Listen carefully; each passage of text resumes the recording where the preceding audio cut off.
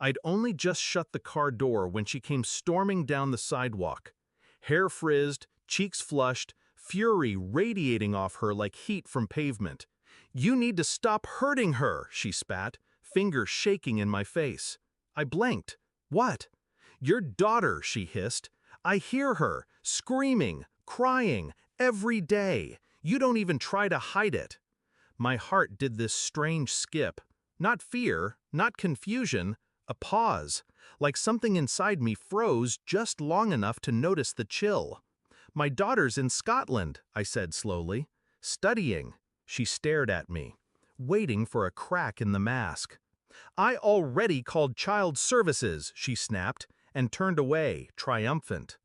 My front door creaked open. I didn't remember unlocking it. Inside, the silence felt curated. No hum from the fridge, no ticking clock, like someone had stripped the house of its sound. I moved through the foyer, slow, careful. Nothing looked touched, and yet everything felt off. The dining chair was slightly askew. A glass had moved from the cabinet to the sink. A faint indentation on the couch. Too shallow for an adult. Too small. Child-sized. I walked to my daughter's room, knowing it would be locked. It was. I didn't remember locking it before she left. I didn't remember a second toothbrush in the bathroom either. One with pink bristles and a cartoon handle. Still wet. I stared at it for a long time. Too long. That's when I stopped wondering if the neighbor was lying, and started wondering who was. I didn't confront her, not yet. I studied patterns, movements. Every week the grocery bills were higher, but the fridge was still half empty.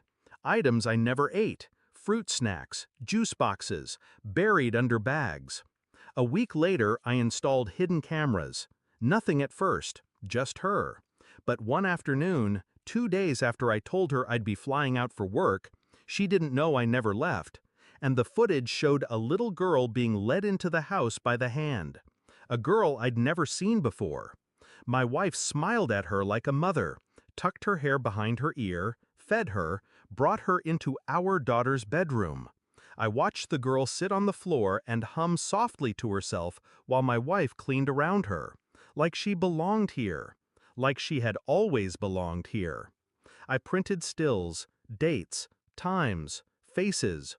I pulled bank statements. I tracked transfers to an unlisted account, and I traced the name on the receipts. Isla Renner, age 6. The name my wife had whispered in sleep once, years ago. Back then, I thought it was a dream. Now, I knew better.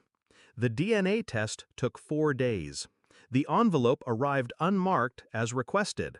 I opened it with a scalpel, because knives are too honest. Probability of paternity, 0.00%. I sat with the paper for 13 minutes. Just sat. And then I printed a second copy. I placed it in her favorite mug, the one with the quote, "Love is patient, love is kind." That evening, I set the mug on the table, poured her tea, watched her open it and read. Her face fell in increments. Denial, shock, guilt. Then the eyes watered.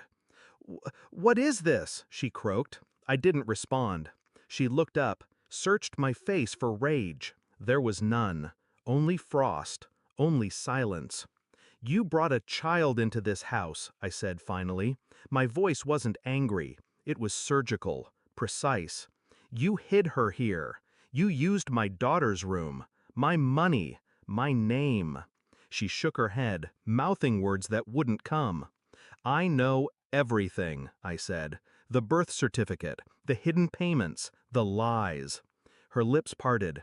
She reached for me. I stepped back. "You were pregnant before we met, weren't you?" Silence. "You told me I was your first, that our daughter was ours." She wasn't. Her breath hitched. "I met her father," I added quietly. "He's been looking for Isla for 3 years."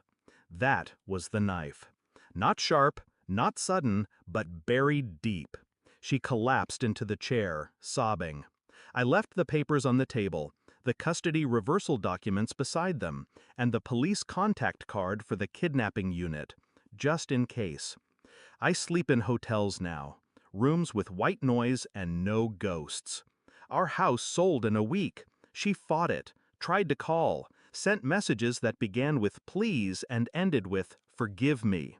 I never responded. I don't hate her. I don't love her either. What I feel is colder than indifference. It's the kind of peace you earn through fire, the kind that scars. They call it closure. I call it the moment you stop bleeding. Because truth is, I didn't lose a daughter. I never had one. And she didn't lose a husband.